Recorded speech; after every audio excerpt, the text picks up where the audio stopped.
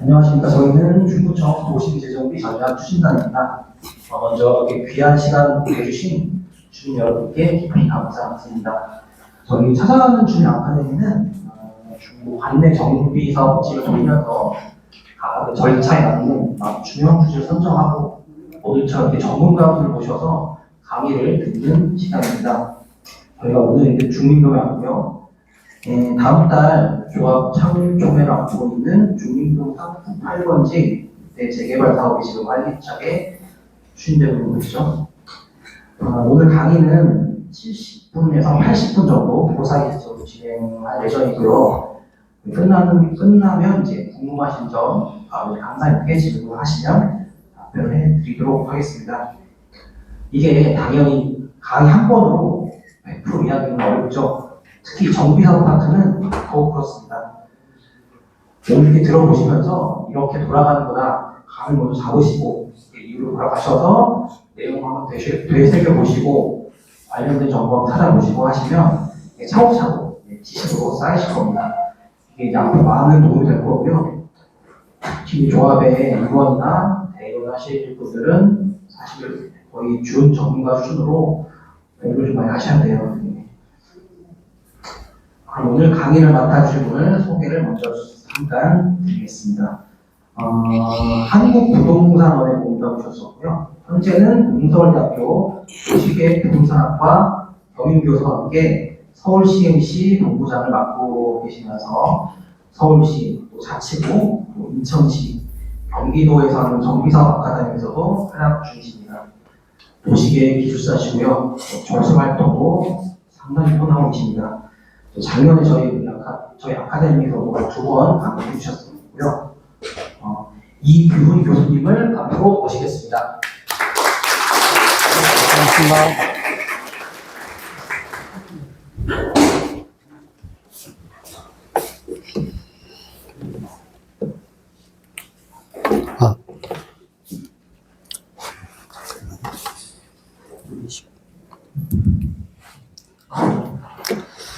네, 반갑습니다. 방금 소개받은 이규훈입니다. 다시 한번 인사드리겠습니다. 반갑습니다. 네, 제가 지금 이제 1시간 반 정도 여러분들한테 이제 정비사업의 사업성 검토하고 추정분담금 산정에 대해서 같이 공부를 해볼 건데요. 사실은 뭐 1시간 반 갖고는 좀 부족한 시간이에요. 한 서너 시간 해야 되는데, 또 이제 여기 주최측 여건이 있으니까 제가 중요한 내용만 설명을 좀 드리겠습니다. 자, 정비사업의 사업성 분석을 하는데 법적 근거가 있거든요. 법적 근거부터 살펴볼게요. 법 구조에 보면 정비계획 내용에는 다음 사항이 포함되어야 한다 하면서 토지 등 소유자별 분담금 추산액 및 산출 근거를 이렇게 포함이 되어 있습니다. 요게 22년 6월 10일 날 법이 개정됐고요. 6개월 경과 규정을 거쳐서 22년 10월부터 시행이 됐습니다. 그래서 사실상은 23년도부터 이제 정비계획을 할 때 그 추정분담금 내용이 포함되게 되어 있습니다. 근데 여러분 아시겠지만 정비계획은 이제 구청에서 수립을 하잖아요. 그러니까 결국은 구청에서 여러분들의 사업성을 검토해서 추정분담금을 산출해서 알려주고 이렇게 한다는 얘기입니다. 이게 왜 이렇게 법이 바뀌었냐면 전에는 추진위원회 단계에서 조합으로 갈 때 추진위원회에서 조합원 여러분들에게 분담금 이 정도 나옵니다 알려주고 동의서를 받았어요. 그런데 추진위원회는 그 개인이잖아요. 민간인. 그 구역마다 다 틀린 거예요. 일관성도 없고. 그럴 수 있겠죠? 그러다 보니까 이게 들쑥날쑥하고 또 나중에 그 분담금 계산이 잘못됐니 잘 됐니 논란도 많고 문제가 있었던 거예요. 그래서 그러지 말고 그 관에서 정비계획을 수립할 때 아예 관에서 산정을 해서 해줘라 이렇게 된 겁니다. 물론 이 단계에서 하는 추정분담금과 그 사업성 검토가 100% 정확할 수는 없습니다. 왜냐하면 아직 건축 설계가 제대로 나온 게 아니고요. 이 정비계획 단계에서는 그냥 구역의 구역 경계와 건폐율, 용적률, 요 정도, 그죠? 높이. 그래서 건축 개요가 살짝 나오는 정도예요. 그래서 그거 가지고 검토를 하기 때문에 100% 완벽할 수는 없습니다. 그러나 구청에서 해주는 사업성 검토의 의미는 그 관할 구역이 있을 때 똑같은 기준으로 할 거 아니겠습니까? 그죠? 일단 분양가를 얼마로 한다든지 또는 공사비를 얼마로 한다든지 해서 일관성이 있게 하기 때문에 나름대로 의미가 있다는 얘기죠. 그리고 관에서 하기 때문에 엉터리로 하지는 않습니다. 나름대로 심혈을 기울여서 여러분들에게 정보 제공을 해드리는 거죠. 그래서 이게 이제 22년도부터 이 법이 시행이 됐고요. 기존에 있던 거는 여기 법 35조에 조합 설립에 관한 동의서를 받을 때 추정분담금 등 내용을 여러분들에게 제공을 하게 되어 있습니다. 그래서 그 정보라는 것이 이겁니다. 토지 등 소유자별 분담금 추산의 및 산출 근거, 이거와 관련된 정보입니다. 그래서 여러분들이 이제 중림동에서 오신 걸로 알고 있는데, 이제 곧 그 창립총회를 하신다고요? 축하드려요. 이제 조합을 설립하는 거죠? 축하할 일인가요? 고생길이죠? 예. 그러니까 이제 조합을 설립하는 게 굉장히 어렵습니다. 아시다시피 재개발에서 75% 이상 동의를 받아서 하는데 시작이죠, 뭐. 그죠? 예, 시작입니다. 예. 앞으로 재개발을 하시다 보면 고비고비 난관이 있습니다. 근데 어쨌든 간에 일단 조합을 설립한다는 거는 이제 반은 한 거죠. 어떤 주체가 결성이 되니까 하여간 축하드리고요. 네. 그래서 그럼 우리가 사업성 분석의 역할이 뭐냐 그러면 요게 이제 세 가지 정도가 있는데 사업 추진을 할 때 그 초기 단계, 그러니까 여러분들 단계일 거예요. 아마 정비계획 단계, 추진위원회 단계, 조합을 설립하는 단계. 요 단계에서 그 아까 얘기한 그 사업성 검토하고 추정 분담금이란 거는 우리가 이제 사업을 할까 말까 해도 되나 말아야 되나 이런 의사결정을 하는 역할을 하는 거죠. 그죠? 그 다음에 이제 사업을 추진하다가 보면 중간쯤에 이제 사업계획 승인 나고 여러분들 분양 신청하고 관리처분 계획을 해요. 분양 신청이 뭐냐면 이제 사업계획 승인 난 다음에 여러분들 25평 갈 때 분담금이 얼마입니다. 33평 갈 때 분담금 얼마입니다. 45평 갈 때 분담금이 얼마입니다. 그리고 내가 갖고 있는 토지 건물의 그 자산 가치가 감정평가사가 평가를 해서 얼마입니다 하고 알려주고 분양 신청을 받는 거예요. 그래서 그 분양 신청을 받고 이제 관리처분 총회를 하면 그 다음에 이제 여러분들 분담금이 이제 결정이 되는 거죠. 그래서 그때 이제 여러분들이 내가 이제 돈을 얼마 내는구나 하는 거를 알게 되겠죠, 중간에. 예, 그러면 이제 여기서 끝나면 좋은데 끝날 때쯤에 또 더 낼 수도 있죠. 더 낼 수 있다고요? 네. 전에는 관리처분 끝나고 착공하면 공사비가 오르지 않는 게 관행이었는데, 최근에 여러분 아시겠지만 공사비가 너무 많이 오르다 보니까 착공을 한 상태에서도 공사비 인상 요청이 있고, 또 그게 협상이 잘 안 되면 공사가 중지되고 그랬죠. 가장 유명한 데가 어디예요? 돈천주공이죠. 타워크레인 철수하고 막 난리 쳤었죠.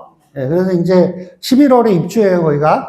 입주 잘하나 보다 했더니 또 공사가 중단됐었죠? 그거는 이제 시공사가 아니고, 그 기반시설 설치하는 그 업체들이 그 공사비 깎았다고 이제 또 해가지고 난리 치고 그랬던 거죠. 근데 이제 또 해결이 된 것 같아요. 하여간 이제 사업을 하는 초기, 중간, 끝날 때까지 계속 사업성 검토를 한번 해야 되고, 여러분들이 어떤 중요한 의사결정을 할 때 지침이 된다. 이게 이제 사업성 검토다. 그럼 이걸 누가 하냐면, 요 단계, 초기 단계에서는 시장군수 구청장이 해주고요. 나머지 단계는 추진위 조합에서 검토를 해서 토지 등 소유자 조합원에게 제공을 하고 어떤 동의를 받게 됩니다. 조합 설립을 위한 동의, 또 나중에 사업계획 승인을 위한 동의, 분양 신청, 또 관리처분을 위한 동의, 또 여러 가지 동의를 받겠죠. 시공사 선정할 때라든지 다 이런 게 이제 기초가 되는 게 이런 사업성 검토입니다. 굉장히 중요하겠죠. 그래서 이제 구청장이 해주는 거의 의미는 공정성이라는 거죠. 공정성. 관보의 고시까지 하고 공개를 하기 때문에 투명하게 정보를 공개한다. 그리고 소유자들이 의사결정할 때 도움이 되는 겁니다. 사업성 검토할 때 제일 중요한 거는 분양가하고 공사비겠죠. 그죠? 그리고 공사비는 전체 사업비의 한 70% 정도를 차지하기 때문에 공사비가 제일 중요한 거고요. 여러분들 수입을 좌지우지하는 거는 분양가가 아니겠습니까? 그래서 이런 거를 기준을 제시해 주고 또 민감도 분석을 해서 이 공사비나 분양가가 변동됐을 때 비례율이 어떻게 변하는가 이런 것까지도 제시를 해주고 있습니다. 그래서 그런데 정비구역 단계에서 하는 사업성 검토는 100%가 아니라는 거, 변동이 될 수 있다는 거를 좀 유념해 주시기 바라겠습니다. 이게 중림동건데 이게 좀 흐리죠? 네. 근데 뭐 여러분들이 다 이미 받아보신 거니까 제가 보니까 23년 9월 13일 날 변경고시 됐더라고요. 그래서 뭐 용적률하고 이런 게 좀 올라갔던 것 같아요. 네. 그래서 이렇게 관보에 고시가 됐죠? 이렇게 109%인가요? 비례율이? 네, 이 정도로 아마 구청에서 사업성 검토해서 관보 고시하고 주민들한테도 아마 이 내용이 고지가 됐을 거예요. 이런 식으로 검토하는 걸 민감도 분석이라고 합니다. 공사비가 늘었을 때, 5% 늘었을 때, 10% 늘었을 때, 줄었을 때, 그다음에 분양가가 늘었을 때, 줄었을 때, 이 비례율이 이렇게 바뀐다는 걸 보여주는 거예요. 여러분들의 사업장은 지금 현재는 109% 정도 비례율인데, 극단적으로 사업성이 악화될 때면 72%까지 줄 수 있다는 얘기예요. 그리고 굉장히 좋아지면 어디로 가죠? 일로 가죠? 146%까지도 왔다 갔다 할 수 있다는 얘기입니다. 이렇게 검토하는 거를 민감도 분석이라고 합니다. 요거는 이제 어디 면목동 것도 이런 식으로, 이것도 좀 흐리네요. 근데 어쨌든 간에 이런 식으로 이제 부담금을 여러분들한테 고지를 하고, 여기도 민감도 분석했죠? 네, 이런 식으로 이제 알려주고 있습니다. 자, 그래서 여러분들 이제 비례율에 대해서 좀 살펴볼 건데요. 여러분들 아까 비례율이 109%라 그랬죠? 109%. 그럼 비례율이 뭐냐면, 여러분들이 총 수입, 조합원 분담금하고 일반 분양 수입에서 총 사업비를 빼요. 그죠? 그럼 어떤 이익이 남겠죠? 그 이익을 여러분들이 종전자산 가치 총액으로 나눠서 곱하기 100을 하면 비례율입니다. 이 비례율을 왜 산정을 하냐면, 여기에 쓰려고 그래요. 여기에. 여러분들 권리가액을 산정을 해야 되잖아요. 그죠? 그러면 여러분들 나중에 여러분들 재산 감정평가를 하면 그 감정평가 금액에 비례율을 곱해줍니다. 그죠? 예를 들어, 여러분들 재산이 지금 뭐 토지건물 갖고 계신데, 뭐 예를 들어 5억이라고 할까요? 5억? 근데 비례율이 아까 109%니까 약 110%로 쳐요. 그럼 곱하면 얼마예요? 5억 곱하기 110%. 산수죠? 근데 그것도 한참 생각하는 분이 계세요. 예, 5억 5천입니다. 그러면 이 사업으로 인해서 원래 5억짜리가 이제 5억 5천이 된다는 뜻이에요. 예. 그래서 이제 여러분들 그 권리가액이 나오는 거란 말이에요. 그런데, 그리고 이제 여러분들이 예를 들면 또 33평 갈 때 분양가가 얼마쯤 될까요? 뭐 예를 들어 한 10억이라 쳐요. 그러면 이제 10억에서 아까 권리가 5억 5천이면 4억 5천이 분담금이 되겠죠? 이렇게 이제 계산을 하는 거란 말이에요. 그래서 그 기준이 되는 게 비례율입니다. 비례율. 그래서 여러분들이 분담금은 이 비례율하고 여러분들의 종전자산 감정평가 금액, 요 두 개를 곱하면 권리가액이 나오고 나중에 이제 여러분들 조합원 분양가, 일반 분양가 말고요. 조합원 분양가. 그죠? 조합원 분양가에서 권리가액을 빼주면 그게 추정분담금이 되는 겁니다. 이게 이제 기본 공식이에요. 많이 알고 계시죠, 이거는? 여기 오신 분들은 다 알고 있는 거죠? 몰라요? 몰라도 됩니다. 예. 앞으로 이제 재개발 재건축 공부하다 보면 이거 한 100번 들을 거예요. 예. 오늘 처음 들으셨으면 이제 99번 더 들으시면 됩니다. 예. 자, 그래서 이제 비례율을 공부했잖아요. 제가 이제 확인을 하고 갑니다. 공부를 제대로 하셨는지. 자, 어느 사업장에 총 수입이 6천억이에요. 조합원하고 일반 분양 수입이. 지출은 3천억이에요. 공사비, 설계비, 용역비 등. 그리고 종전자산 평가금액 총액은 2천억이에요. 그럼 아까 비례율 공식이 요거죠? 수입에서 지출을 빼고 종전자산 평가 금액을 나눠서 곱하기 100 하면 비례율이 150% 나왔어요. 그런데 어떤 조합원님의 종전자산 금액이 4억이에요. 평가 금액이. 권리가액은 4억에서 150을 곱하니까 6억이죠? 조합원 분양가는 5억이라고 쳐요. 그럼 분담금은 1억이죠? 뭘 네 하십니까? 내가 아닌데 잘 계산해 보세요. 권리가액이 6억이고 조합원 분양가가 5억이에요? 분담금은 얼마예요? 마이너스 1억이지. 보세요. 조합원 분양가에서 권리가액을 빼는 게 추정분담금이잖아요. 5억에서 6억을 빼면 마이너스 1억이죠? 마이너스 1억이라는 건 뭐예요? 아니지. 받을 돈이지. 산수가 안 돼요. 산수가.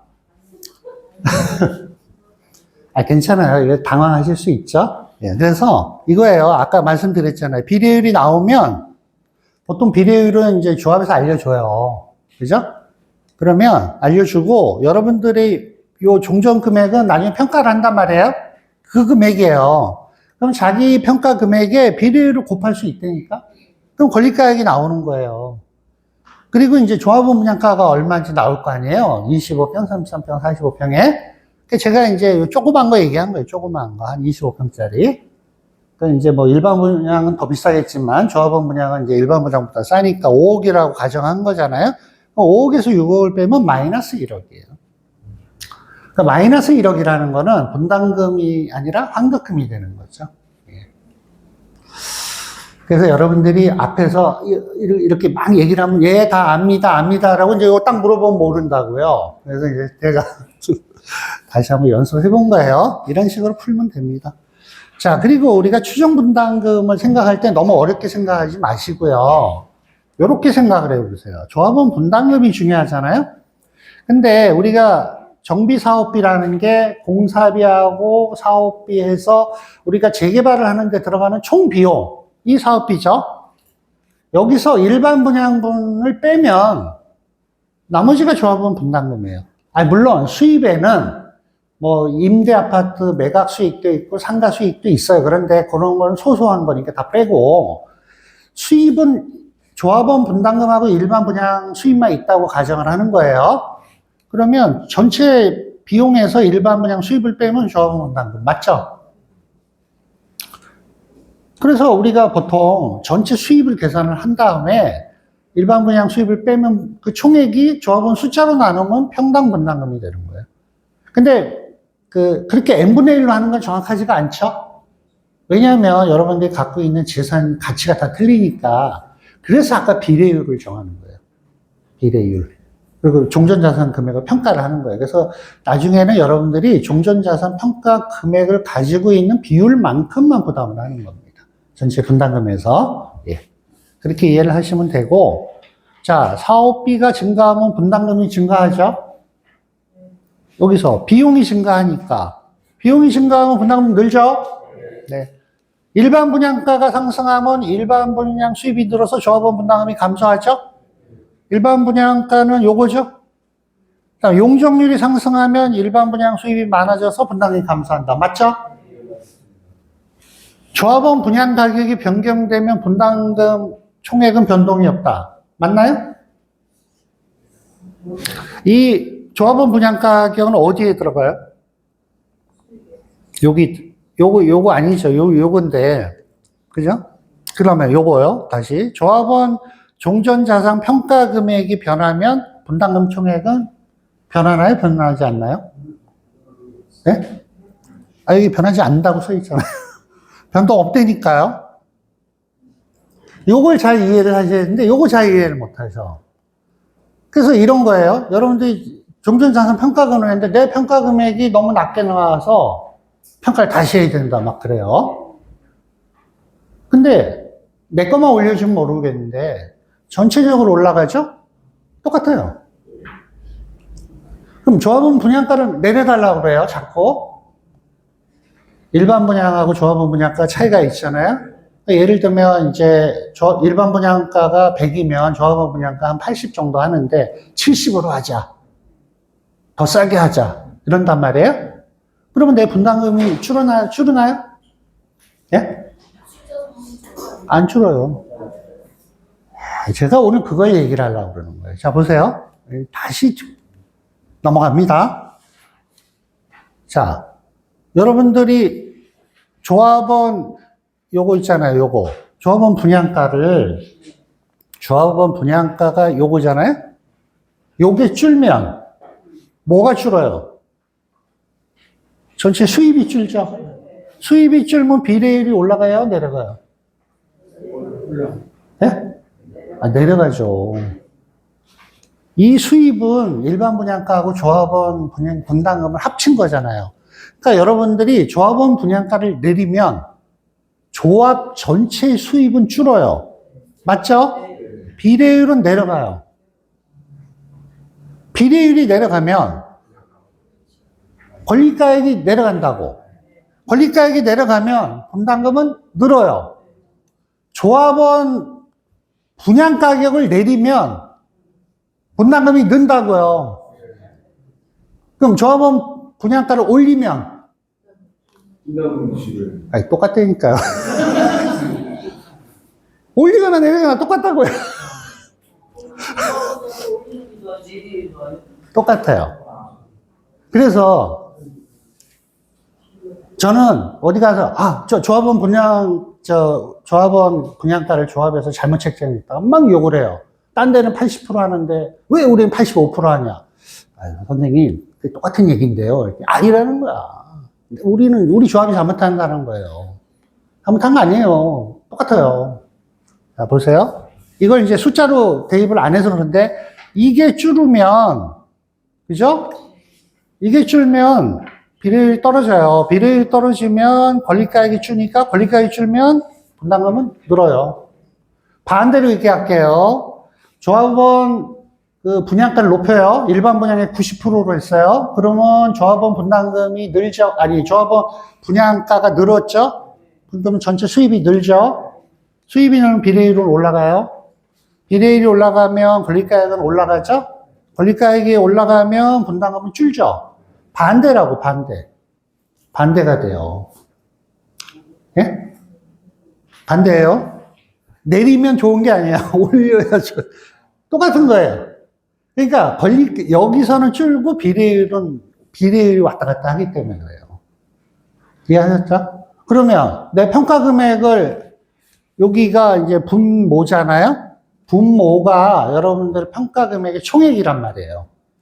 오늘 평가를 해봤더니 평가가 잘 안 나온 것 같아. 그럼 전체적으로 평가를 다시 해가지고 올리자 그래요? 자, 그럼 평가 금액을 올렸어요? 다른 거는 고정이에요.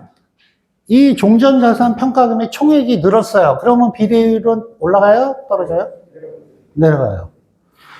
올리면 내려간다니까. 올리지 마세요. 평가금액을 올리면 비례율이 떨어진다고. 아셨어요? 조합원 분양가를 내리면 어떻게 된다고요? 네? 비례율이 좋은 게 아니에요. 이게 그 비례율의 함정이에요, 비례율의. 좀 이해하셨어요? 뭐 100%는 안 됐을 거예요, 아마. 네. 오늘은 요 정도만 하세요. 왜냐하면 너무 많이 들어가면 여기 버그가 일어나서 좀 문제가 생기니까 하여간 요런 게 있다. 이해하세요? 그래서 우리가 수입하고 지출을 분석을 해야 되잖아요. 아까 그 비례율 공식에서 위에 분자의 수입 마이너스 지출이잖아요. 그 수입이 요거잖아요, 요거. 그래서 여기 일반 분양 수입, 조합원 분양 수입, 또 재개발은 임대아파트 있죠. 임대아파트 수입, 또 뭐 상가가 있을 수 있죠. 네, 그 다음 뭐 오피스텔이 있는 데도 있고, 뭐 기타 수입이 있어요. 요런 거를 아까 계산을 전부 하는 거예요. 그죠?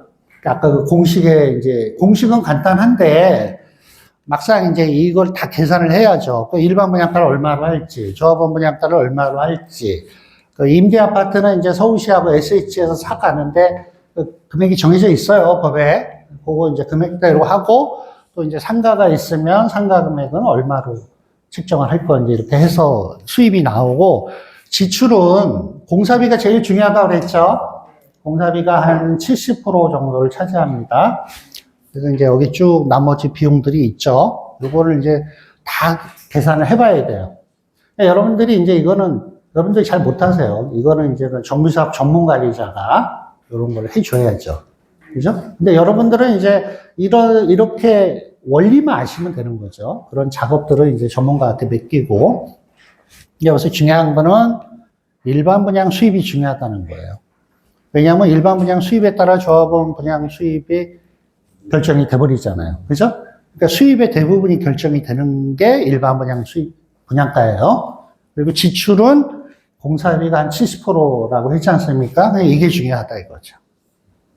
그리고 제가 이제 이렇게 조합원님들 강의를 할 때 이런 분들이 있어. 그 이제 조합을 결성하면 이제 조합장님하고 그 이제 상근하는 임원들 월급을 줘야 돼. 그죠? 뭐 이제 얼마인지는 몰라요, 저는. 그걸 깎자고 그래. 네? 그리고 뭐 저기 판공비 깎자 그러고. 저는 그래요. 제발 그러지 말라. 돈을 더 주고 더 부여먹어야지. 그 뭐 100만 원, 50만 원 깎으려고 그러시냐 이거죠. 깎을 거는 이걸 깎아야 돼. 이거 공사비. 그죠? 아니 공사비가 전체 그 사업비의 70%라고 그랬잖아요. 근데 이걸 깎아야죠. 무조건 깎자는 게 아니라 적정한 금액을 올려줘야 되겠죠. 적정한 금액을 잘 계산해야지. 이거는 그냥 협상도 제대로 안 하고 산출 근거도 제대로 안 받고 그냥 막 올려주고 조합장 월급 50만 원, 100만 원 깎는다고 애쓰는 분들이 계시면 그건 아니다. 이런 말씀이에요. 극단적으로. 물론 전체적으로 비용을 다 아껴 써야죠. 아껴 써야 되는데 그런 말씀을 드리겠고요. 네, 여기 있잖아요. 운영비. 그죠? 여기 임직원 급여, 뭐 세금도 내야 되고 여러 가지 운영하는 비용이죠. 그리고 이제 총회 하잖아요. 여러분들이 1년에 한번 정기총회도 해야 되고 또 임시총회도 해야 되고 여러 가지 총회하면 비용이 듭니다. 이런 비용. 또 사무실 얻어있죠. 사무실 임차료, 또 뭐 기본적으로 들어가는 게 있죠. 전기, 수도, 뭐 생수 비용 등등등. 그래서 이런 조합의 운영비가 들어갑니다. 그리고 또 여러분들이 사업을 하다 보면 국공유지가 있어요. 그 도로 같은 거 있잖아요. 그게 이제 시유지인 경우도 있고 구유지인 경우도 있고, 만약 이런 땅도 사야 되고 또 사유지도 일부 매입을 해야 될 수가 있어요. 여러분들 이제 재개발할 때 나중에 분양 신청 안 한 사람들은 현금 청산자라고 그러거든요. 그 사람들 거는 조합 이름으로 사야 돼요. 그런 것도 사는 비용. 또 그런 걸 사면 취득세 내야죠. 예. 그 다음에 또 설계비, 감리비 등등 들어가죠. 어쩔 수 없이 여러분 아파트를 또 그림을 그리려면 설계비가 필요할 거고, 또 아파트 공사하면 공사를 제대로 하면 이제 감리하는 비용도 들어가죠. 예. 그리고 제일 중요한 공사비가 또 들어갑니다. 시공사 이제 선정을 하시게 되면 뭐 평당 얼마 이렇게 계약을 하시잖아요. 그 공사비. 그 다음에 조합에서 직접 발주하는 공사라는 이런 게 있어요. 기반시설 설치하는 거. 여기 뭐 예를 들면 뭐 전기, 가스 이런 이설하고 뭐 이런 거, 구역 외에 기반시설 설치하는 거, 뭐 이런 거는 또 조합에서 발주를 해야 됩니다. 그리고 이제 사업계획 승인 조건으로 이게 걸리는 게 있어요. 그럼 그런 비용들이 수반이 됩니다. 그리고 이제 조합을 도와주는 용역이 있죠. 정비사업 전문관리 업체를 뽑아서 또 줘야 되고, 또 도시계획, 정비구역 지정을 여러분들이 받으셔야 했는데 하다 보면 한번 변경이 이루어질 수 있어요. 그러면 이제 그런 도시계획 용역비. 그 다음에 우리나라는 각종 영향평가 제도라는 게 있습니다. 이게 뭐냐면 교통영향평가가 뭐냐면 여러분들이 이제 신축을 하면 세대수가 늘어나죠. 그죠? 그러면 거기 이제 교통이 늘어나겠죠? 그럼 그렇게 교통이 늘어나면 안 되잖아요. 그러니까 주차장을 잘 설치를 했는지, 출입구를 어떻게 할 건지, 교통을 원활하게 하기 위해서 어떤 조치를 취해야 되는지 이런 거 평가를 받아야 됩니다. 그죠? 이런 걸 또 용역을 줘야 돼요. 그 다음에 여기 주변에 학교 있나요? 학교? 반경 200m의 학교 있나요? 그럼 요 교육 영향평가 뭐 이런 것도 받아야 돼요. 하여간 여러 가지 그 평가도 받아야 되고 인증도 받아야 됩니다. 인증. 그 아파트가 녹색 건축 인증, 뭐 건강 친화형 환경주택 이런 법이 있어요. 다양하게. 그래서 이런 인증도 다 받아야 됩니다. 그래서 돈 나갈 게 많아요. 다 돈이에요. 그죠? 그 다음에 측량도 해야죠. 여러분들 땅 경계. 그 다음에 땅 경계만 하는 게 밑에도 파봐야 돼요. 제가 이렇게 쓱 오다 보니까 약간 그 구비가 있던데 파면 뭐가 나올까요? 돌 나오겠죠? 돌 나오는지는 이제 우리가 추정을 하는 거죠. 그래서 지질조사라고 이렇게 천공을 합니다. 기계 갖다가 이게 땅을 뚫어요. 네? 샘플로. 그럼 쭉 뚫으면 이제 거기서 흙이 나오잖아요? 모래도 나오고 뭐 바위 같은 게 나와요. 그걸 보고, 아, 여기는 뭐 몇 메다 파면 뭐 암이 나오겠구나. 또 지하수가 이렇게 지나가는구나. 이런 거를 파악할 수가 있습니다. 그런 게 이제 지질조사입니다. 지질조사. 또 성면이 뭔지 아시죠? 성면. 성면. 옛날에 그 스렉트 뭐 같은 거, 그런 거 이제 고기도 꺼먹고 그랬는데 거기다가 요걸 동조하시는 분은 연식이 되신 분이에요. 네.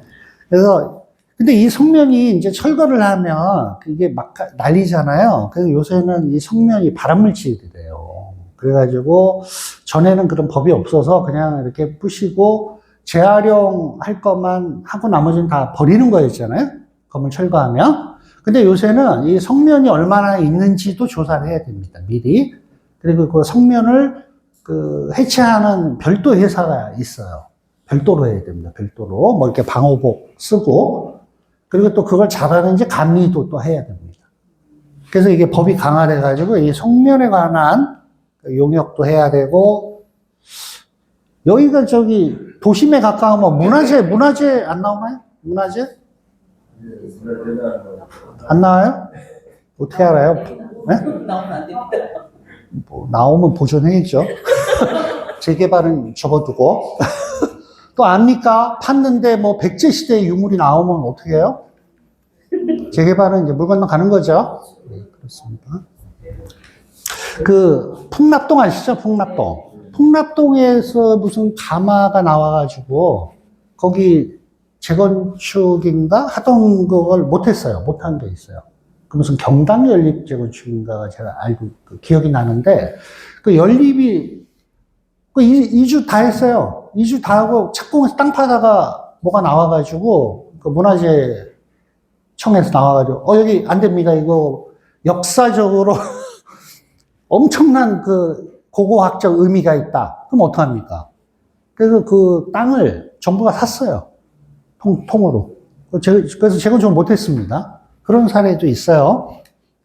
근데 이 지표조사는 땅을 직접 하는 건 아니고 이 주변을 조사하는 거예요. 옛날 문헌도 찾아보고 해서 이쪽이 그런 해당이 되는지 그런 거 한번 보는 겁니다. 그리고 뭐 범죄 예방, 이주 관리. 근데 이게 뭐냐면 여러분들 이주를 하면 여러분들이 다 이주를 잘 하실 것 같죠? 잘 해요? 네? 조합원님들은 잘 하시겠죠? 어쨌든 뭐 내 집 짓는 거니까. 그런데 세입자들은 어떤 생각이 들까요? 쫓겨난다는 생각이 듭니다. 사실은 내가 여기 지금 이 보증금으로 살고 있었는데 여기가 재개발을 하느라고 전셋값도 오르고 그다음에 갈 데가 없다.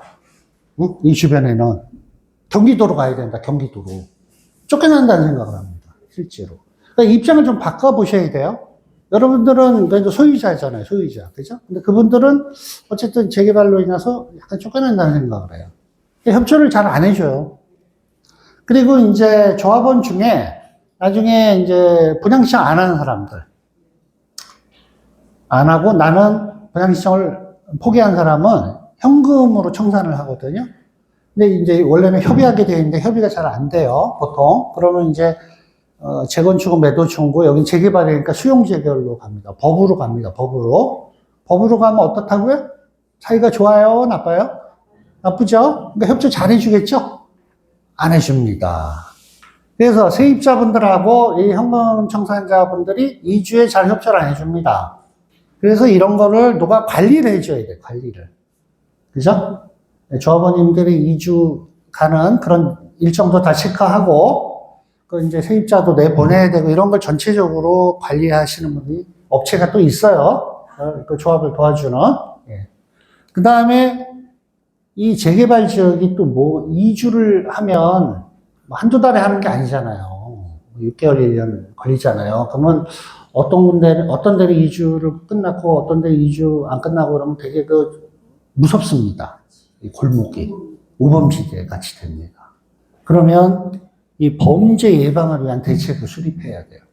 CCTV도 설치하고요, 뭐 이런 초소도 설치하고, 자율방범대도 이렇게 조성해가지고, 이렇게 자율방범대 이렇게 하셔야 됩니다. 자율방범. 네? 이런 것도 용역을 써야 돼요. 이렇게. 아니면 이 재건축은 이 아파트 단지잖아요. 그리고 관리사무소가 있죠. 경비실도 있고. 그래서 이주가 어느 정도 될 때까지는 그래도 관리가 돼요. 근데 재개발은 그렇게 관리해 줄 데가 없죠. 그죠? 뭐 경찰 협조 받아도 순찰차 한번 휙 돌고 그냥 가요. 근데 이제 막 이주가 한 반 정도 되면 굉장히 무섭습니다. 이 성인 남자들도 다니기가 힘들어요. 굉장히 무섭습니다. 그래서 이런 것도 이주 관리하고 범죄 예방을 위한 대책을 수립하는 용역이 있습니다. 별의별 용역이 다 있죠. 그래서 재개발이 활성화돼야 돼요. 왜 그런지 아세요? 그래, 이 업체가 다 먹고 살지. 아니, 진짜 그래요. 재개발이 되면 이거 다 해야 되잖아요. 이 사람들이 다 먹고 살죠. 그 다음에 세무회계, 여러분들 돈 쓰고 이러면 이런 거 다 관리해 주죠. 세무사, 회계사. 그 다음에 뭐 변호사, 소송 없으면 좋겠지만 소송을 또 불가피하게 하게 돼요. 그럼 이런 변호사 비용 등등등, 그죠? 그 다음에 또 감정평가 비용 또 수반되죠. 여러분들 자산 가치 평가해야 되잖아요. 그죠? 이런 비용들. 그 다음에 여러분들 나중에 또 사업비를 빌리거나 이주비 뭐 이런 돈이 필요합니다. 돈이. 그러면 이런 것도 다 빌려야 되잖아요. 근데 공짜로 빌려주나요? 이자를 내셔야죠. 네, 뭐 이런 비용들이 들어갑니다. 그 다음에 뭐 각종 부담금 내는 게 많아요. 상하수도, 뭐 인입, 뭐 지역 난방하면 지역 난방. 그리고 이런 건 기본적으로 들어가잖아요. 전기, 수도, 가스. 물론 여기 전기, 수도, 가스가 다 있겠죠. 근데 이제 관을 연결해 와야 된다고, 이렇게. 그죠? 예, 이런 비용들 다 들어갑니다. 그리고 이제 재개발이면 이 또 주거이전비 줘야 돼요. 주거이전비. 세입자들. 이런 거 비용 줘야 됩니다. 4개월분. 그 다음에 상가 영업보상비도 줘야 되고. 또 민원 많이 생기죠? 민원. 여기 민원 많이 생길 것 같다 보니까. 암 나온다며요. 암. 암이 나오면 어떻게 해요? 시끄러워요. 근데 그럼 발파해야 되잖아, 발파. 그죠? 안반 뭘로 깨요? 그럼 소리 나잖아요. 네? 그냥 막 터트려요? 빵빵? 전쟁 난 줄 알아요. 요새 그래도 시국이 좀 그런데 전쟁 난 줄 알아요. 그게 무진동 발파 공법이라고 있습니다. 무진동. 돈이 엄청 비쌉니다. 무진동, 진동이 없이 발파를 하는 공법이 있어요. 근데 비싸다 이겁니다. 예, 그러니까 이제 그거는 요런데 이제 암이 나오는 현장들은 이제 그런 공사비가 더 늘어날 가능성이 있죠. 자, 이제 우리가 이런 내용들을 살펴봤고요. 처음 듣는 얘기도 있으시죠? 그러니까 우리가 뭐 시공사만 알고 설계비만 알지 뭐 범죄 예방에 뭐 이주관리 뭐 별의별 용역업체가 많다는 걸만 아시면 돼요. 근데 몇 개 정도 될까요? 네? 쉬어보세요. 몇 개 정도 될까요? 거기 다 쓴 게 아니에요. 지금 한 5, 60개 돼요, 5, 60개. 그리고요, 사업장이 크면 100개도 갑니다, 100개. 돈천 주고. 업체가 또 바뀌는 것도 있고 하니까. 네, 그 정도 됩니다. 그래서 이제 재개발은 활성화돼야 됩니다. 그럼 재개발 때문에 먹고 사는 사람들이 많다고요. 네, 경기 활성화를 위해서. 자, 그럼 이제 우리가 이렇게 전문적인 거는 이제 전문가들한테 맡겨야 되겠죠. 아까 얘기했다시피 정비사 전문 관리자가 이제 할 겁니다. 다. 그러니까 여러분들은 그냥 이런 게 있다. 와, 굉장히 많은 그 업체를 뽑고 비용이 나가는구나. 이렇게 이해하시면 되고, 여러분들이 아셔야 될 건 요거예요. 네? 이렇게 숫자를 하는 게 아니고, 실제로 뭐가 중요한지를 알아셔야 돼요. 그래서 수입 측면에서 아파트 상가 오피스텔 가격을 정해야죠. 일반 분양 아파트를 가격을 정하는데, 제가 100군데를 가면 100군데 다 우리 아파트가 최고래. 저기 강북에 있는데도 우리 아파트가 최고래. 강남 못지않대. 뭘 강남 못지않아요, 강북에 있는데. 강북에 있는데 무슨 강남 못지않아요. 강북은 강북이고, 강남은 강남이고, 한강이 보이면 보이는 거고, 안 보이면 안 보이는 거지. 그냥 우리 동네가 최고래. 왜 그렇죠? 파리 안으로 굽으니까? 예? 아니, 그냥 애착이 있는 거죠. 오래 살았으니까. 오래 사셔서 재건축, 재개발 하니까 애착이 있으니까 좋다는 건데, 그렇다고 분양가를 마음대로 받으면 될까요? 안 되죠? 그 말씀 드리는 거예요. 우리 동네가 최고래. 그래서 강남 못지않으니까 강남같이 8천만 원 받아야 된다 이거예요. 되냐고, 그렇게 하면. 안 되죠? 이 주변의 시세를 최근에 분양한 가격 또는 실거래 가격 등등등 조사해서 객관적으로 정해야 된다. 그 말씀을 드리는 거예요. 네. 조합원 분양 아파트는 한 80에 정도 정하죠. 일반적으로. 근데 아까 말씀드렸다시피 그게 그 전체적으로 조합 입장에서 봤을 때 비례율이 왔다 갔다 하는 거니까. 그죠? 그렇게 이해하시면 되고. 재건축 소형주택이나 임대아파트는 그 규정이 다 있어요. 그대로 계산을 합니다. 근데 이제 문제가 상가입니다. 상가가 요새 그 단지 내 상가는 잘 안 팔려요. 그죠? 근데 이제 여기는 역세권인가요? 중림동은? 역세권이면 좀 틀리긴 한데. 근데 이제 어쨌든 단지 내 상가가 잘 안 팔리는 게 여러분들이 소비 패턴을 보시면 알죠? 여러분들은 그냥 단추로 똑똑똑한 쿠팡에 시청하면 그 다음날 오죠? 그 다음에 뭐 주말에 어디 마트 가서 한꺼번에 사오죠? 단지 내 상가에서 뭐 사세요? 예? 아니, 뭐, 아저씨들 담배나 사고, 뭐, 음료수나 사고, 뭐, 이런 거밖에 없잖아요. 그냥. 그죠? 그래서 뭐, 세탁소, 또는 뭐, 미장원, 뭐, 이런 조그만 슈퍼, 뭐, 이거밖에 안 되죠. 단지 내 상가가 잘 되지가 않아요. 그래서 상가를 크게 지면 안 돼요. 상가는 이제 그 상가 조합원들이 가져갈 만한 정도만 짓고 가능하면 많이 안 짓는 게 좋습니다. 지역에 따라 틀리기도 합니다만. 왜냐하면 상가가 허수가 되는 경우가 되게 많아요. 허수. 예. 그러니까 지금 입주하는데 보면 대부분 상가가 비어 있는 경우가 되게 많습니다.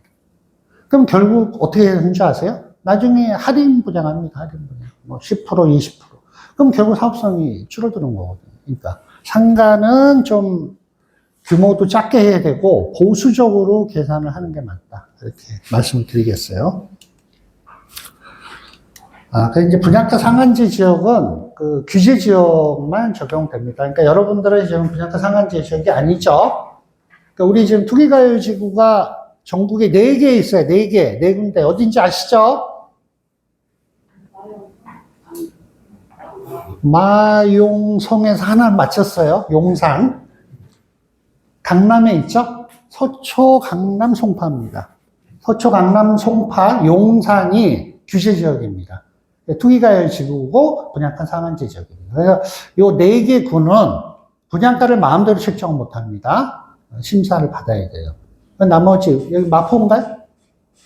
여기 중구죠? 네, 중구. 이런 데는 상한제 지역이 아니에요. 그래서 넘어갑니다.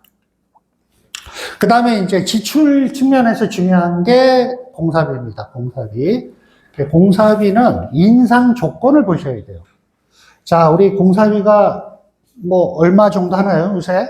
이 동네는? 뭐 예를 들어 뭐 700이라고 쳐요. 700. 안 돼요? 800으로 할게요. 네, 그럼 800이에요. 그러면 이게 안 올라요? 그러니까 얼마냐가 중요한 게 아니고 어떨 때 올리냐가 중요한 거예요. 근데 보통 공사비는 앞에 크게 써 있고 공사비 인상 조건은 뒤에 조그만 글씨로 써놓는단 말이에요. 근데 저는 원래 조그만 글씨만 찾아서 봅니다. 네? 그리고 이제 이게 에스컬레이션, 인상을 할 때 뭘 기준으로 하냐 이거예요. 소비자 물가지수, 생산자 물가지수, 건설공사비 지수 중 어느 것을 기준으로 하느냐 이거죠. 지금 시공사는 건설공사비 지수로 합니다. 왜냐하면 건설공사비 지수가 더 많이 오르고 있어요. 이거보다. 그래서 지금 대부분 시공사는 제한을 건설공사비 지수로 하고 있습니다. 그래서 최근 3년에 20몇 프로 올랐죠. 이게. 예. 그 다음에 착공 기준이라는 게 있습니다. 그러니까 무슨 얘기냐면 지금 평당 800만 원이에요. 그런데 언제 착공하는 조건이냐가 붙어요. 무슨 말씀인지 아세요? 이게 잘 들으셔야 돼요. 오늘 이것만 이해하고 가셔도 의미가 있어요. 시공사가 공사비 800만 원입니다 할 때 그 800만 원은 이런 거예요. 이제 오늘 시공사를 뽑았어요, 총회에서. 오늘이 10월 24일이죠. 착공 기준일은 26년 10월 24일이에요. 그렇게 한다고요, 보통. 이해하셨어요? 2년 뒤에 착공하는 조건으로 800만 원이라고요. 착공 못하면 올라가요. 요걸로 건설공사비 지수로 올리겠다는 얘기예요. 요 지수만큼. 그런데 제가 이제 맨날 얘기하는 게 계약을 하는 순간 공사비는 올라요. 왜 그런지 아세요? 2년 내 착공 못해요. 자, 여러분들이 시공사를 뽑는 시기는 조합 설립인가 후죠? 그러니까 여러분들이 이제 11월에 상립총회하고 연내 조합 설립을 받았어요. 뭐 시공사를 언제 뽑을지는 이제 모르겠어요. 뭐 건축심의라도 하고 뽑으실지 아니면 뭐 내년 상반기에 뽑을지. 근데 이제 내년에 뽑는다 쳐요. 예를 들면 내년 6월 30일 날 시공사를 뽑았어요. 그러면 이제 공사비가 800만 원이에요. A사를 뽑았어요. 거기에 착공 기준일을 보라고요. 그러면 분명히 이렇게 돼 있을 거예요. 내년이 이제 25년 6월이니까 27년 6월 30일 이렇게 돼 있을 거예요. 그 얘기는 뭔 얘기죠? 안 될 걸 얘기하는 거잖아요. 안 될 걸. 예? 철거를 해야 되니까. 이 조합 설립 다음이 뭐예요? 인허가 단계가? 하객 승인이죠? 그 전에 건축 심의 받아야 돼요. 건축 심의하고 각종 영향 평가하고 하객 승인하는데 빨라도 1년 넘어가요. 관리처분, 분양시장하고 관리처분 하는데 또 1년 걸려요. 이주하는데 1년 걸려요. 철거하고 착공하는데 1년 걸려요. 4년 걸린다고, 4년. 착공하려면. 근데 계약은 2년으로 하죠? 2년치가 이미 올라가 있는 거예요. 이해하셨어요? 그래서 저는 이렇게 총회 가서 있다가 여러분들은, 야, 시공사 잘 뽑았다. 800만 원. A사에 A사, 와. 그래서 저는 그 뒤에서 이 바보들. 벌써 공사비 2년 내 착공 못 하는데 4년, 5년은 걸릴 텐데, 저 3년치는 이미 올라갈 텐데, 이렇게 하고 있어요, 저는. 그럼 저는 800만 원이 아니라 거기에 30% 올린, 30%면 얼마예요? 1000만 원이 넘어가죠. 800만 원에 30%가 넘어, 38이 24니까 1040만 원으로 전 생각한다고요. 이해하셨어요?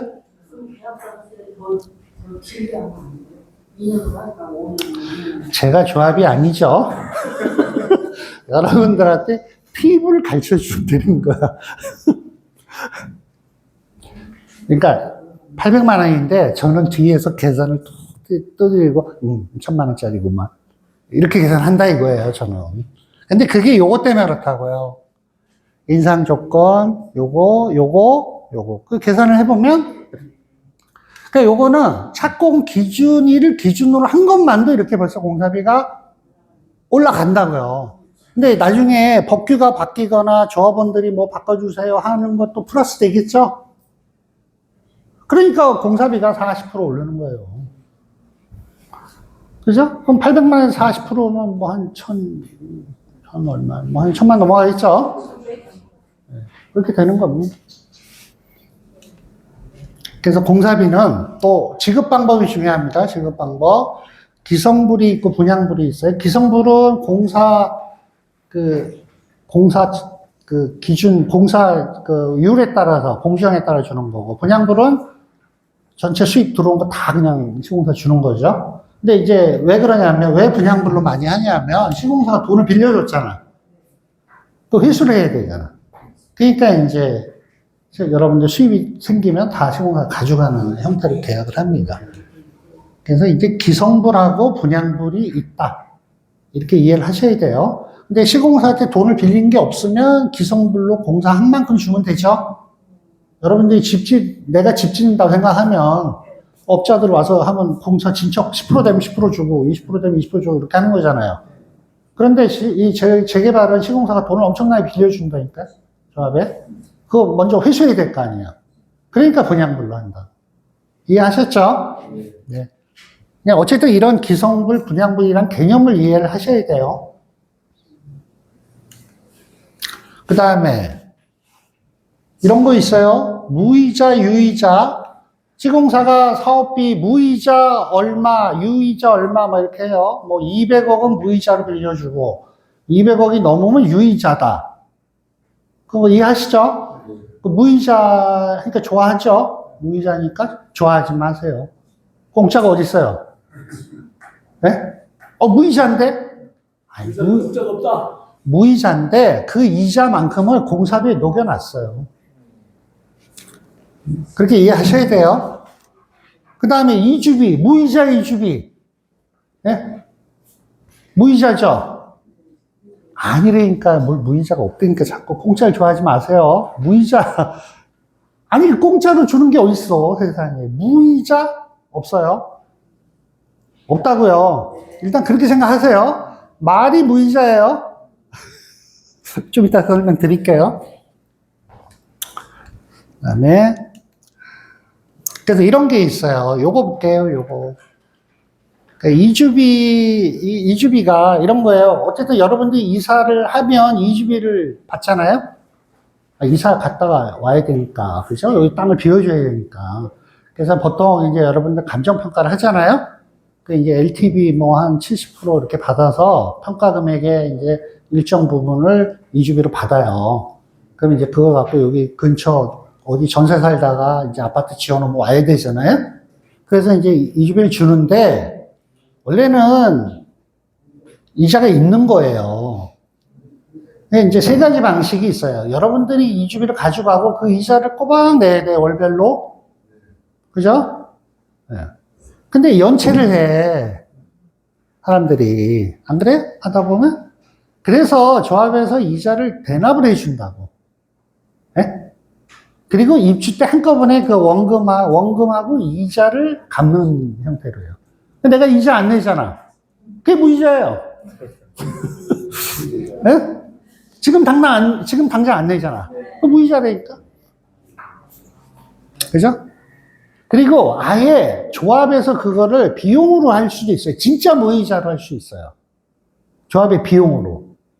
그러면 여러분들은, 야, 내가 이주비를 가져갔는데 이자를 안 내고, 와, 이거 횡재했다. 이렇게 생각하시죠? 그렇게 생각하지 말라니까. 그러면 그 이자를 사업비로, 비용으로 떨었어. 조합에. 그 비용이 뭐예요? 사업비잖아. 사업비가 늘어나면 비례율이 떨어지면 권리가액이 떨어지고 분담금이 늘죠. 그게 그거라니까. 이해했어요? 네. 공짜 좋아하지 마세요. 그래서 이제 우리가 보통은 이자를 내는 거예요. 그런데 이제 이게 조합원이 한 1000명이다 보면 연체하고 이러면 그 은행에서 싫어해. 우리가 집단 제출을 한 거잖아요. 개인 대출이야. 그럼 싫어한다고. 그래서 이제 조합이 대납을 해주는 경우가 많아요. 그죠? 그 이제 그 다 계산했다가 입주 때, 원금 얼마, 이자 조합에서 대납한 거 얼마 상환하세요? 이렇게 하는 거예요. 이자는 당장은 안 내죠? 그러니까 무이자죠? 뭐 어쨌든 용어가 무이자든 유이자든 공짜는 없다. 예, 이렇게 생각하시면 돼요. 이주비도 그렇고 시공사가 무이자로 대여해준다 해도 그 말은 액면으로 믿지 말라고. 거기에는 이자만큼 다 녹여서 공사비에 들어가 있는 거예요. 그렇게 이해하시면 돼요. 그리고 이제 분양 책임. 옛날에는 조합원 아파트는 조합이 책임지고 일반 분양은 그 시공사가 좀 같이 책임을 져줬거든요. 근데 요새는 시공사 책임을 안 져요. 다 조합 책임이에요. 사실은. 다 조합 책임이에요. 그러니까 미분양 나도 다 조합 책임이에요. 그죠? 다 책임합니다. 그래서 이제 뭐 필요하면 분양 대행업체도 쓰고 그러죠. 예, 그 다음에 이제 광고비 이런 거 많이 들어가잖아요. 모델하우스 짓고 하는 거. 물론 이제 시공사가 지어주고 해요. 그런데 그 비용도 공짜가 아니에요. 다 시공사가 조합이 들어가는 겁니다. 이게 그 분양이 잘 되면 문제가 없어요. 분양이 안 됐을 때가 문제됩니다. 시공사가 여기는 뭐 분양이 안 될 이유는 별로 없는 것 같은데요. 근데 만약에 분양이 안 됐어. 그러면 시공사가 공사비가 충당이 안 될 수가 있어요. 그럼 시공사는 이렇게 요구합니다. 이거 빨리 할인해서 팔으세요. 할인해서 팔으라고 그런다. 왜? 팔아야 돈이 들어오고 공사비가 확보되니까. 맞죠? 할인한 금액은 누가 부담하는 거죠? 분담금 내시면 되죠? 아니, 그 원리를 말씀드리는 거예요. 그죠? 그러니까 분양가도 잘 선정하셔야 돼요.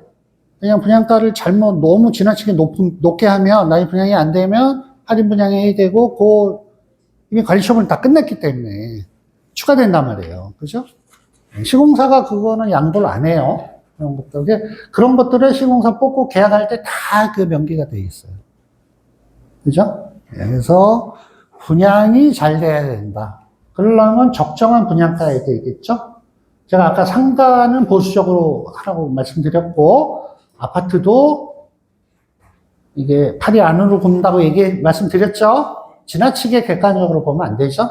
특히 요새는 이제 경기가 안 좋으니까. 그죠? 그래서 필요하면 이런 그 분양가를 적정하게 산정을 얼마로 하는 게 적정한데 필요하면 용역을 주소라도 조사해가지고 전문 기관에 그래서 조사를 해서 적정하게 분양가를 선정하는 게 좋습니다.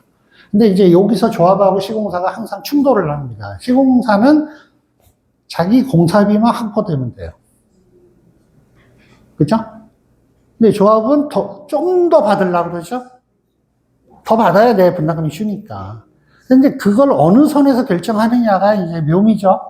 예.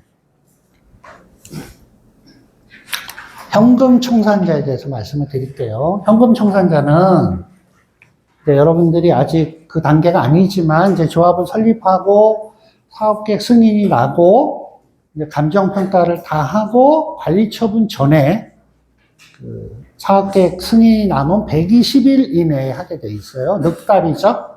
사업계획 승인이 나고 넉 달 후에 분양 신청을 하게 됩니다. 조합에서 여러분들에게 이제 알려드려요. 여러분 종전자산 평가 금액이 얼마입니다. 25평 갈 때 분담금이 얼마입니다. 33평 갈 때 분담금이 얼마입니다. 45평 갈 때 분담금이 얼마입니다. 그러면서 이제 분양 신청서 양식을 보내주고 여러분들 어떤 걸로 신청하실래요? 언제까지 신청하세요? 하고 이제 통지를 합니다. 이게 분양 신청 공고 통지입니다. 그걸 받으시면 여러분들은 분양 신청 기간 내에 아까 얘기한 25평을 갈지 33평을 갈지 45평을 갈지 내가 그 갖고 있는 자산 가치와 추정 분담금을 생각을 해서 신청을 하셔야 되는 거예요. 무슨 얘기인지 아시죠? 그러면 여러분들은 이제 그걸로 분담금을 이제 나중에 동호수 결정하고 계약하고 그 아파트가 지어지면 들어가시면 되는 거예요.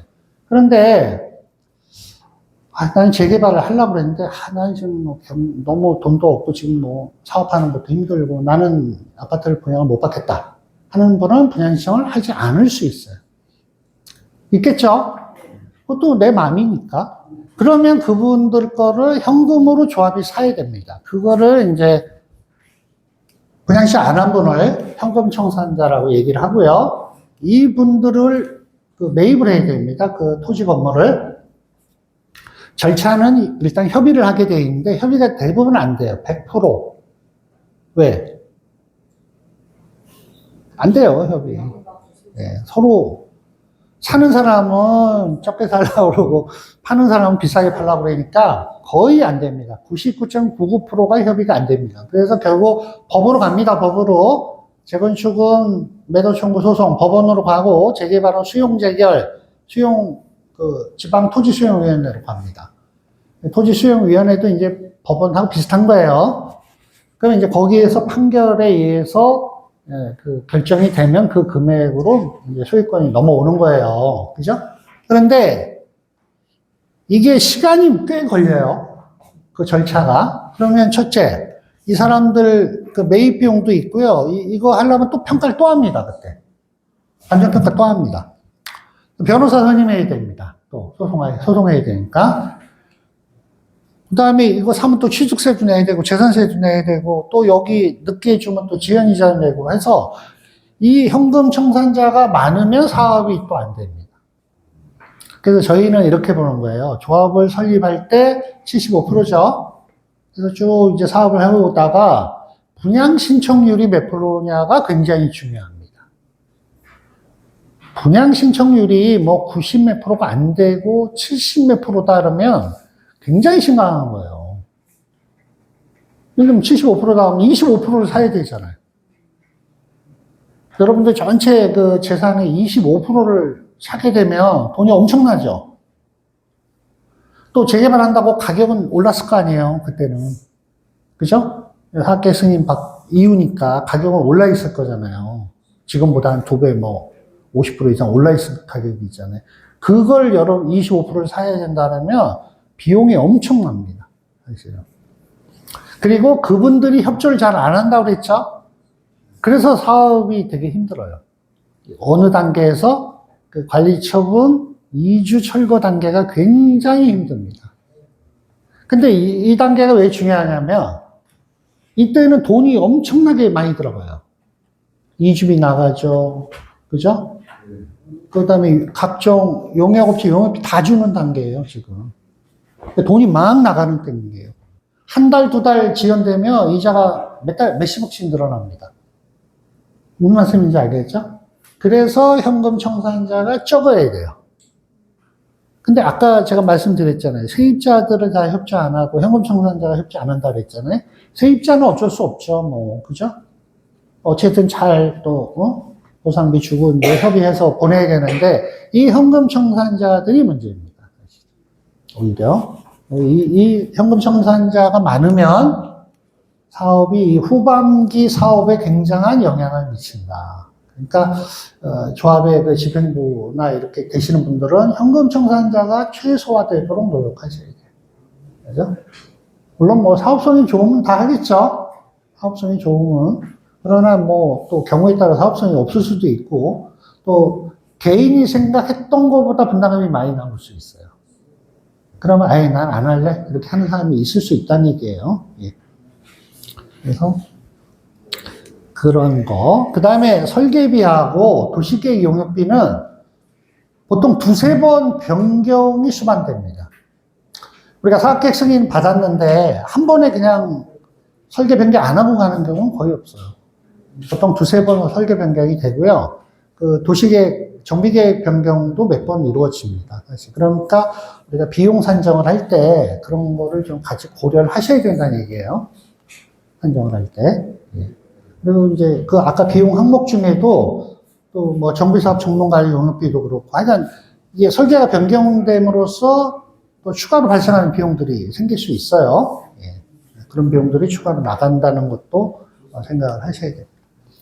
그래서 이제 정리를 하면 정비사업비는 사업을 처음 시행할 때부터 끝날 때까지 계속 하고 있는 겁니다, 사실은. 여러분들한테 이제 알려주는 거는 이제 정비계획 단계, 또 조합 설립 단계, 또 사업 시행인가 단계, 분양 신청, 관리 처분, 뭐 이렇게 몇 번 공식적으로 법에서 통보를 하라고 돼 있는 그 시점에 통보가 되지만 조합은 이걸 수시로 하고 있는 거예요, 계속. 그죠? 그렇겠죠? 계속 하고 있는 거예요, 사실은. 또 계속 해야 됩니다, 사실은. 그래서 끝날 때까지 되는 예상 비용을 산출해야 돼요. 그러니까 아까 설계비도 예를 들면 평당 5만 원이다. 그죠? 연면적 곱하기 5만 원, 얼마. 이렇게 하면 안 된다는 거예요. 5만 원인데 변경이 이루어질 것 같으니까 또 추가해서 변경 용역비도 산정을 해놔야 된다는 얘기죠. 그죠? 그래서 실무적으로는 그 예비비를 많이 잡아놔요. 예비비를 많이 잡아놨다가 이제 그 이렇게 변경 비용이 나오면 예비비에 있던 걸 이렇게 빼가지고 이렇게 충당하고 이렇게 하는데 실무적으로는 어쨌든 이런 변경 비용이 많이 발생하는 거다 이거죠. 그래서 사업이 끝날 때 그 나가는 비용으로 계산을 해야 된다. 그죠? 한 번에 끝나는 게 아니고 끝날 때까지 지속적으로 계속적으로 이루어지는 거고 그게 반영을 해야 된다. 제가 이제 사업을 이제 조합을 설립하시는 분들한테 이런 말씀을 드리면 좀 그렇지만 아주 심각한 현장이 있어요. 안양에. 최근에 안양에 융창지구라고 있어요. 조합원이 제 친구예요, 친구. 그래서 제가 이제 이런 데 강의를 하고 다닌다니까 전화가 온 거예요, 어느 정도에. 그래서, 왜 그래? 그랬더니 저는, 야, 너 지금 입주를 내일 모레 해야 되는데, 이 조합장 XX가 막 욕을 하는 거야. 야, 너 왜 이렇게 점잖지 않게 욕을 해? 이 새끼가 말이야. 그러면서 뭐라 그러냐면, 비례율이 140 몇 프로였는데, 90 몇 프로로 된 거예요. 그래서, 환급금이 1억 2천이 환급금이었는데 분담금을 내게 돼 있어. 3천인가. 그러니까 1억 5천 차이가 나는 거예요. 예를 들어. 그게 욕 나오죠? 그것도 입주 3개월 전에 알려준 거야. 미루다가 이제, 왜냐면 입주하기 전에 관리처분 변경을 해야 되니까. 그래가지고 또 OS 써서 서면계를 통과시켰단 말이에요. 난리가 난 거야. 그래서 그 관리처분 총회가 통과되는 그 자리에서 비대위가 해임 발의를 했어요. 10분의 1로 조합장하고 임원들 해임할 수 있어요. 발의. 그래서 그날 거기 모인 사람들이 10분의 1이 해임 발의를 해서 그 다음 달에 조합장하고 임원을 전부 해임시켰습니다. 근데 문제가 뭐였냐면 내일 모레 입주를 해야 되는데 조합장하고 조합 임원을 다 해임하니까 행정을 아는 사람이 아무도 없어. 업체들은 돈 달라고 돈 주세요. 돈 우리 잔금 줘야 되는데 잔금 주세요. 막 쳐들어오지. 조합장하고 임원은 다 잘렸으니까 어디 가는지 모르지. 새로 된 자른 다음에 그 다음에 또 새로 조합장 뽑았거든요. 아무것도 몰라. 근데 내일 모레 입주해야 돼. 업체들은 돈 달라고 그러고 돈 주세요. 잔금 주세요. 그러니까 막 난리예요. 그래서 결국 입주도 지연됐어요. 그래서 엊그제 내가 기사를 보니까 일반 분양자가 또 소송을 했어. 입주 지연 배상금 내라고. 지금 무슨 얘기인지 아시죠? 개판됩니다. 그래서 제가 최근에 혹시 거기 조합원 안 계시죠?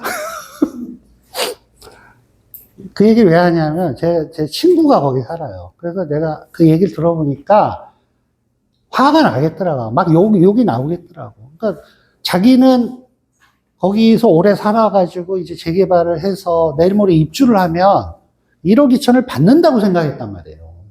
새 아파트 가구 1억 2천 받아가지고, 야, 요거를 뭐 하고, 가구도 사고, 뭐도 사고, 한 2천만 원 쓰고, 요거는 내가 했다가 뭐 애들 뭐 결혼할 때 써야지, 뭐 이렇게 얘기했는데 갑자기 이거는 없어지고 돈 내라고 그래요, 돈. 돈이 어디서 갑자기 아무 생각을 안 하고 있었는데. 그 사람이 열받죠? 그래서 이제 이렇게 됐단 말이에요. 그런데 이제 거기서 잘못된 건 뭐였냐면, 사실 공사비가 많이 올랐어요. 그리고 설계 변경을 여러 번 했어. 그죠? 설계 변경을 6번인가 했더라고. 공사 기간 중에.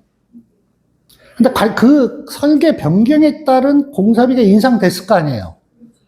관리처분 총회를 안 했어. 원래 설계 변경이 되고 그거에 따른 비용이 늘면 관리처분 총회를 해야 돼요. 왜 정기총회도 있고 임시총회도 할 수 있는데 그걸 안 한 거야. 계속 미루고 설계가 6번 바뀔 동안 안 한 거야. 그리고 이제 입주 3개월 남겨놓고 한 거예요. 근데 그 입주 3개월이면 어떤 상태인 줄 아세요? 건물이? 입주 3개월 전이면 어떤 상태인 줄 아세요? 다 지어져 있어요. 그 내부 다 지었어요. 여기 이제 그 나무 심고 있어. 나무, 여기 조경, 토목하고 있어요. 무슨 얘기냐면, 시공사는 조합이 하라는 대로 다 했다고. 근데 문제는 조합원들 결의를 안 받았어. 설계만 바꿨지. 비용 늘어나는 거는 결의를 안 한 거예요. 일반 분양은 한번 이미 했죠? 못 올려요. 일반 분양자들한테는 분양가를 올릴 수가 없어요. 그럼 제가 아까 얘기했던 거 기억나죠? 총 사업비에서 일반 분양 수입을 빼면 남는 게 조합원 분담금이라고 그랬죠? 근데 비용이 늘어났잖아. 일반 분양은 이미 했기 때문에 더 받을 수가 없어요. 그러면 조합원 분담금이 늘죠? 그거예요. 근데 잘못된 거는 설계 변경을 하면 그거에 따라서 빨리 관리처분 변경을 해줬어야 되는데 미루고 입주 3개월 남겨놓고 한 거예요. 그것도 이제 서면 결의로 해서 통과시켰어. 근데 이제 여기 모이신 조합원이 이제 열받은 거죠. 저 조합장 내비두면 안 되겠다. 근데 다 해임을 했어. 해임만 하고 뭐해? 또 뽑아야 되잖아. 또 뽑았어. 네? 그 비대위들이 다 조합을 장악했어요.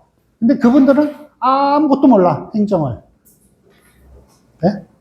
그래서 이제 새로 조합장님 되셨어요? 안녕하세요, 조합장님. 누구시죠? 돈 받으러 왔는데요? 돈 주세요. 예? 아니, 새로 조합장 됐다며. 돈 주세요. 계약서 갖고 옵니다, 계약서. 계산서. 돈 주세요. 아무것도 몰라. 그래서 이게 막 조합이 제대로 돌아가겠습니까? 난리예요. 그래서 입주도 지연되고, 뭐 일반 분양자 지연이자도 물어야 되고, 그냥 도대체 돈이 나가야 되는 건지 안 나가야 되는 건지 모르고, 그래서 조합이 이렇게 엉망이 되는 경우가 있었다는 얘기예요. 그게 뭐냐, 이 사업이 끝까지 가봐야 된다는 거죠. 그래서 제가 여러분들이 아직 조합 설립도 안 하는데 그런 말씀을 드리는 거는 경각심을 가져야 된다, 이래요, 경각심을. 끝날 때까지 끝난 게 아니다. 그죠? 그리고 특히 요새같이 공사비가 많이 오르고 할 때는 이게 끝난 게 아니에요. 그래서 항상 조합원들이 많은 관심을 가지시고 해야 되고, 집행부들도 설계가 변경되면 바로바로 공사비 인상에 대해서 조합원들도 알려줘야 돼요. 근데 이제 그걸 미루다가 이제 이렇게 하다 보니까 이런 불행한 사태가 발생을 했거든요. 그래서 이거는 조합원들 전체의 부담이에요. 전체, 그죠? 근데 일반 분양자도 20일인가 입주가 지연됐어요. 20일치에 대해서 돈을 달라는 거거든요. 그렇지. 업체들 뭐 돈 안 준다고 난리죠. 진짜 쟤는 전쟁 난리라는 게 그 난리더라고. 내가 한번 가봤더니 무슨 조합 사무실이 요만하거든요. 여기 지금 이만큼 사람이 있어요. 반은 일반 분양자, 내일 모레 입주 됩니까? 안 됩니까? 이렇게 하고, 여기 또 조합장 항의하러 온 사람, 저기는 업체 돈 받으러 온 사람들, 줄 서 있어요, 여기. 그러니까 뭐 업무가 되겠냐고요, 사실은. 그죠? 그래서 우리 조합원님들도 잘 하셔야 되겠지만, 조합장님하고 임원님들은 하여간 이런 걸 좀 잘 하셔야 돼요. 이 사업이 결국은 돈이잖아요? 우리가 이것도 사업이에요. 사업이에요. 사업성이잖아요. 결국은 사업이 잘 돼야 분담금이 주는 거죠. 결국은 우리가 큰 집을 허물고 새 집을 짓는 거지만, 결국은 적정한 돈을 내고 이제 재산 가치를 늘리려고 하는 거잖아요. 근데 이렇게 말도 안 되는 일이 가끔 벌어진단 말이에요. 그죠? 그래서 그 조합도 남들이 부러워하는 조합이었거든요. 분담금을 막 1억 2천씩 돌려주니 얼마나 성공한 사업이라고 그랬는데, 막상 입주를 할 때 돼보니까 성공 사례가 아니라 실패 사례가 돼버린 거죠. 그래서 끝까지 이 지출은 요거죠. 정비사업비는 사업이 종료 때까지 예상되는 금액이에요. 굉장히 중요한 말이죠. 끝날 때까지 끝난 게 아니다. 사업성 분석은 인근구역 사례를 최대한 조사해보고 벤치마킹 해야 되고, 그리고 이거는 개인적인 견해로 하면 안 돼요. 이거는 객관적으로 공정하게 해야 되고, 중요한 거는 전문가의 검증이 필요한 영역입니다. 전문가. 근데 아까도 제가 이런 중요한 걸 말씀을 드렸으니까 이런 거는 이제 전문가가 하더라도 조합장님이나 조합임원이나 조합원들은 이런 맹점이 있다는 걸 잘 알아두시고 숫자 장난을 못하게 해야 된다는 거예요. 전문가들이 이거 엑셀로 다 숫자 장난하는 거거든요. 사실은 이런 게 못하도록 잘 하셔야 됩니다. 그렇게 말씀을 드리겠습니다. 어떻게 이제 밤늦게 와서 강의를 들으셨는데 뭐 좀 얻어가는 게 있습니까? 너무 막 겁을 많이 줬나? 제가? 네, 근데 이제 조합을 설립하는 게 시작이잖아요. 그러니까 조금 제가 경각심을 드리려고 조금 뭐 과장한 측면도 있었습니다. 그런데 그렇게 이해를 해 주시고요. 혹시 제가 강의한 것 중에 궁금하신 사항이 있으면 질문 받겠습니다. 예. 평가원에 대해서 제가 좀 얘기를 해보는데요. 네. 구청 직원 나오셨습니까? 구청 직원. 네. 아니, 일단 말씀해 보세요. 저는 주민들의 저는 이정국인데요. 408번지. 적으세요. 이 평가원이라는 것이 이거 공정해야 되는데 무게는 무게대로라고 걔는 제대로 해서 공정해야 되는데 이거 아주 불만족이에요. 이거. 평가가 공정해야 된다? 예. 알겠습니다. 금액으로 이거 따지고 근데 어떤 내가 주민하고 대화가 많습니다. 내가 다 보여줬어요. 그랬더니 엉터리라 이거예요. 예. 사람들이 다. 예? 알겠습니다. 그렇게 하고 되었어요? 여기는 아직 안 하셨잖아, 평가. 네? 그 말씀 내가. 다른데 이게? 대략적인 거. 그거 내가 그건 이제 거기 가서 따지셔야지. 여기서. 그러니까 이제 여기는 이제 조합을 설립하고 이제 그 감정평가는 이거 재개발이잖아요. 재개발은 감정평가 업체 이제 2개를 선정하는데 구청에서 선정해요. 구청에서. 구청 내가 지금 직원이 나왔더니 내가 물어봤지 않아요. 구청에서 이제 나중에 답변도 안 내주고. 어디 얘기죠? 저 다른 분 얘기신 것 같은데? 그럼 선생님 그 얘기는 일단 구청에서 답변을 따로 하시는 걸로 하시죠. 여기에 관련된 건 아닌 것 같으니까, 그죠? 잠깐 바로 그거 아니고 지금 주민동에 사시는데요. 예. 여기 이분 사시는 데는 이게 도로변에 가깝고, 근데 위에 감정평가한 거고 이쪽 이제 사시는 거하고 이 감정평가 금액이 이 위에 사시는 분들이 저기 평당 가격에 더 나왔다고 말씀하시는 거예요. 아니, 여기 중림동은 아직 평가 안 했잖아요. 그러니까 지금 수정 조합 설립을 위한 추정 금액을 그 추정분담금 산정을 위한 감정평가 했나요? 감정평가는 아니잖아요. 그걸 위한 추정. 감정평가가 4번 나오지 않습니까? 4번. 네. 4번 나오죠? 2차 나왔죠? 2차 이번에 나왔죠? 요번에 그 그렇죠. 추정분담을 하면서 그거는 정식 감정평가는 아닐 거예요. 정시 기관 그럼 무슨 씨앗듣는 무슨 그 공문을 띄워줘요. 아까 그 정비계획 단계에서 추정분담금은 그 정식 감정평가는 아니고요. 그냥 약식으로 하는 그거고. 그 열불이 안 납니까? 그거? 네? 그래서 제가 이제 선생님 거 그거는 제가 잘 몰라서. 괴치가 못해죠. 그래서 이제 나중에 그 감정평가 업체. 팀장이라고 나와야 되거든요. 아니, 그건 따로 하시죠. 예, 오늘은 이제 교육을 하는 것이 그건 좀 다른 얘기인 것 같아요. 예. 네. 꼭대기에서 30m가 안 되는 데들은 4천만이 나오고, 제일 도로가 제일 밑에 있는 것은 3,500 나오는 그 말이 됩니까? 네? 제가 이제 뭐 그런 거 구체적인 거 몰라서. 일단은 오늘 강의에 대한 질문 먼저 강의를 해야 돼. 끝나고 제가 말씀하시죠.